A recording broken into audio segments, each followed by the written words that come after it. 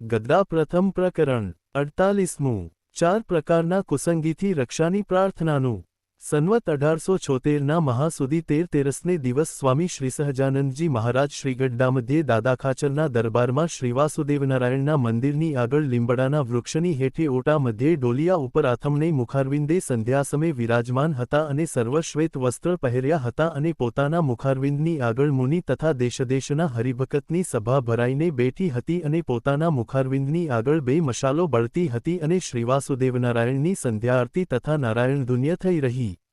પછી શ્રીજી મહારાજ બોલ્યા, જે સર્વે સાવધાન થઈને સાંભળો, એક વાર્તા કરીએ છીએ।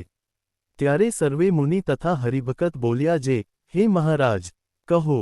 પછી શ્રીજી મહારાજ બોલ્યા, જે ભગવાનનો ભક્ત હોય તેને નિત્ય પ્રત્યે ભગવાનની પૂજા કરીને ને સ્તુતિ કરીને ભગવાન પાસે એમ માગવું, જે હે મહારાજ, હે સ્વામિન, હે કૃપા સિંધો, હે શરણાગત પ્રતિપાળક, કુસંગીતકી મારી રક્ષા કરજયો। તે કુસંગી ચાર પ્રકારના છે, એક કુંડાપંથી, બીજા શકિતપંથી, ત્રીજા શુષ્કવેદાંતી અને ચોથા નાસ્તિક।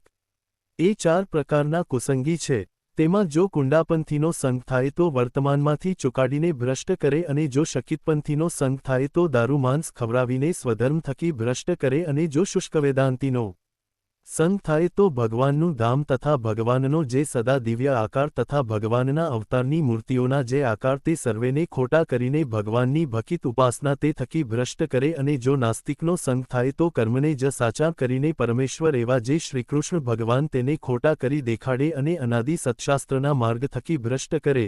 માટે ભગવાનની પાસે માગવું, જે એ ચાર પ્રકારના માણસનો કોઈ દિવસ સંગ થશો નહીં।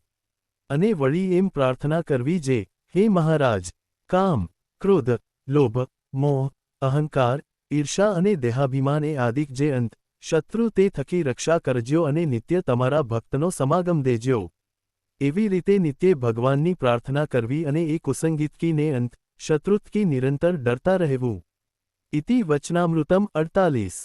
અવાજ અવનવા ભક્તિ में वीडियो માટે वीडियो को लाइक અને અમારી ચેનલને સબસ્ક્રાઇબ કરો અને બેલ આઇકન દબાવો, જેથી સૌથી પહેલા વીડિયો તમારા સુધી પહોંચે। આગળના વચનામૃત માટે જલ્દીથી કોમેન્ટમાં જય સ્વામિનારાયણ લખો।